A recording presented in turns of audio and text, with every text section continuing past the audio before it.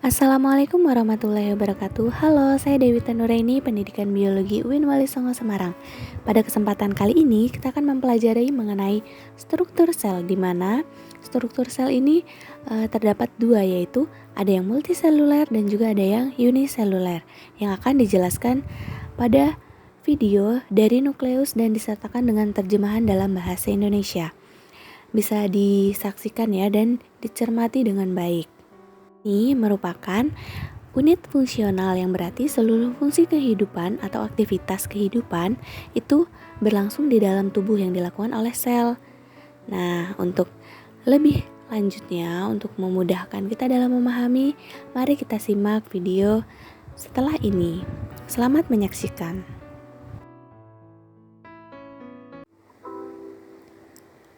Ikhtisar struktur sel.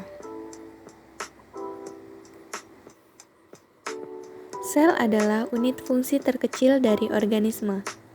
Semua sel memiliki 3 kesamaan.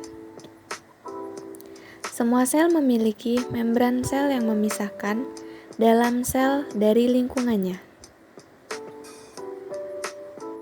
Sitoplasma yang merupakan cairan seperti jeli, dan DNA yang merupakan material sel genetik. Ada 2 kategori besar sel. Yang pertama yaitu sel eukariotik. Mereka memiliki organel-organel yang meliputi bagian inti dan bagian lainnya. Sel eukariotik adalah sel yang lebih kompleks seperti tumbuhan dan juga hewan. Kategori kedua adalah sel prokariotik. Mereka tidak memiliki nukleus atau membran pembentuk organel. Mereka memiliki materi genetik tetapi tidak terkandung di dalam inti sel.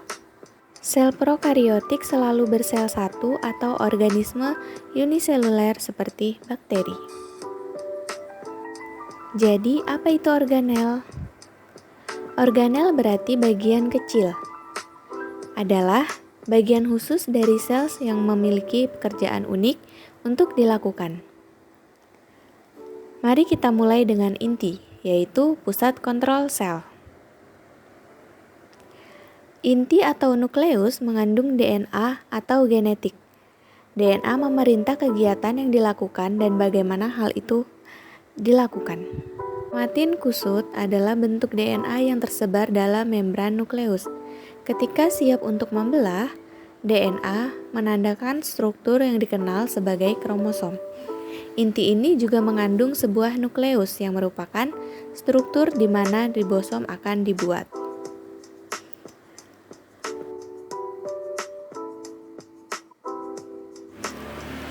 Nah, setelah ribosom meninggalkan inti, mereka memiliki tugas penting, yaitu mensintetis atau membuat protein.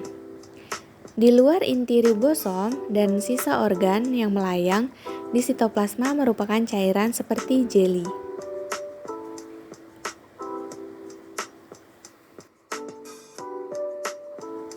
Ribosom dapat bergerak bebas di sitoplasma atau melekat pada retikulum endoplasma, yang kadang disingkat dengan RE.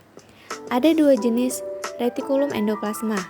Yang pertama yaitu ada retikulum endoplasma kasar yang memiliki ribosom yang melekat padanya, dan RE halus yang tidak memiliki ribosom yang melekat padanya.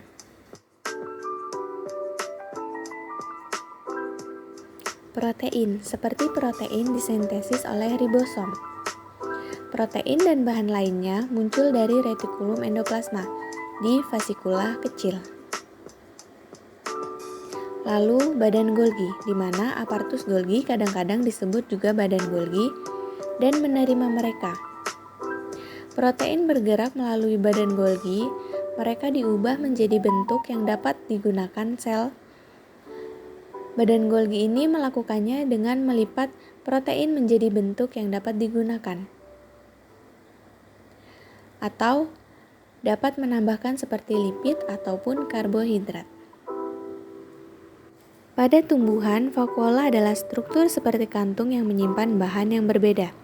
Di sini, sel tanaman vakuola sentral berfungsi untuk menyimpan air. Kembali ke sel hewan, Anda akan melihat organel yang disebut sebagai lisosom. Ini adalah pengumpul sampah yang mengambil bagian sel yang rusak dan penuh dengan enzim untuk memecah puing-puing sampah pada sel. Selanjutnya yaitu mitokondria.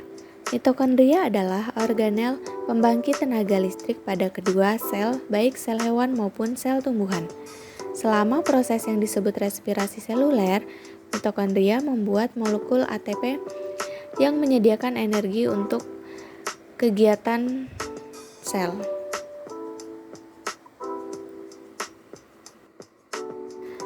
Sementara sel mempertahankan bentuknya dengan menggunakan sitoskeleton.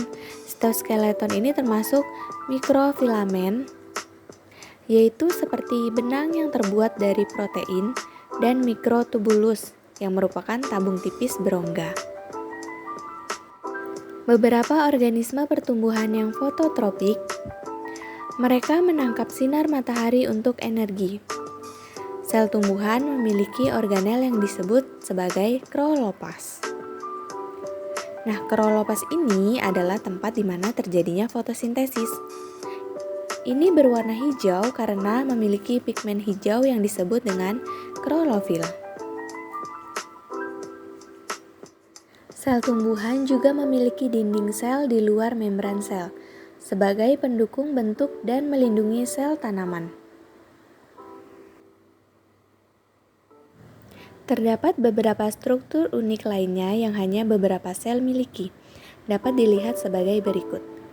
Pada sel hewan misalnya, saluran pernapasan dilapisi dengan sel yang memiliki silia. Ini adalah rambut mikrokropis yang dapat bergerak seperti gelombang.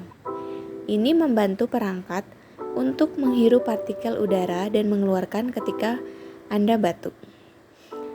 Fitur lainnya yang unik di beberapa sel adalah flagela. Beberapa bakteri memiliki flagela seperti akar kecil yang dapat membantu langkah sel dan mendorong dirinya sendiri. Salah satu sel manusia yang memiliki flagela adalah sel sperma. Kesimpulan yang dapat kita ambil yaitu sel merupakan unit terkecil yang terbagi menjadi dua, yaitu eukariotik dan prokariotik. Terdapat membran sel, sitoplasma, nukleus, RE, dan lain sebagainya. Terima kasih telah menyaksikan. Semoga penjelasan saya dapat dipahami dengan mudah. Wassalamualaikum warahmatullahi wabarakatuh.